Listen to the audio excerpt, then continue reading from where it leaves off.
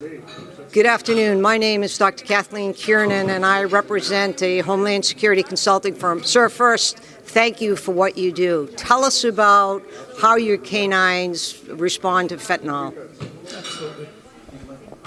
About a year ago, we've come up with, the RCMP Police Dog Service came up with a methodology to search for fentanyl. Nobody else in the world was doing this.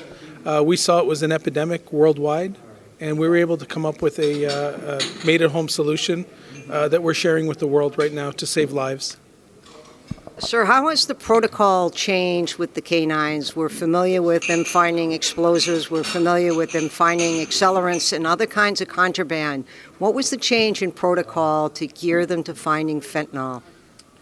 What we've done is come up with a way to dilute fentanyl into a liquid, thereby getting rid of the airborne particles which are deadly to the dogs and to humans. So what we've done is taken our narcotics dogs, every narcotics dog across the country, and we've provided another profile, a separate an odor of fentanyl for them to recognize. So now when they detect fentanyl, it's going to be safer for them. They'll sit, they'll give a positive sit confirmation, and they won't aggress to the hide like they would if they didn't recognize what it was. Understand. Do you use a food reward system for your canines, or is it a toy reward? We use both. We find that our dogs are really ball-driven, and like all dogs, they're food-driven. But we do set up the same sort of training that we do to introduce, for example, cocaine or marijuana. We use fentanyl in an area where the dog cannot actually access the fentanyl. They can access the odor, but they can't come into contact inadvertently with fentanyl.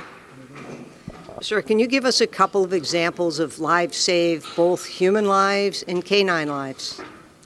Well, every time we take fentanyl off the street, we're saving lives. I know we've had numerous seizures across Canada of fentanyl pills in different forms, but we've seen just a huge rise in an epidemic proportions actually of deaths linked to fentanyl. So every time we take one pill off the street, there's the potential to save a life right there. Yes, indeed, and thank you. If you had one message to give to the public that's listening to this broadcast, what would it be?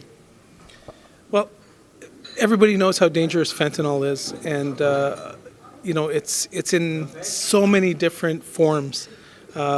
People don't go out and ingest fentanyl purposely in most cases.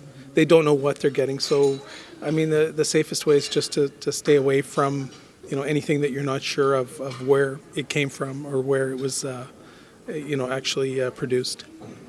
Sir, Inspector, I do have one more question because it was a statistic I read recently which really surprised me, that this epidemic isn't confined to any one age group, any one neighborhood, any one demographic, but actually is running the gamut from young teenagers to elderly personnel. Has that been your experience?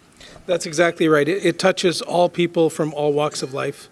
It is an epidemic, and we've come up with a solution to keep people safer.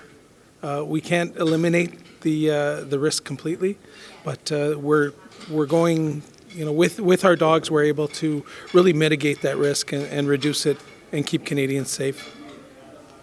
Sir, not only keep Canadians safe, but keep individuals safe around the world. So we salute you and thank you.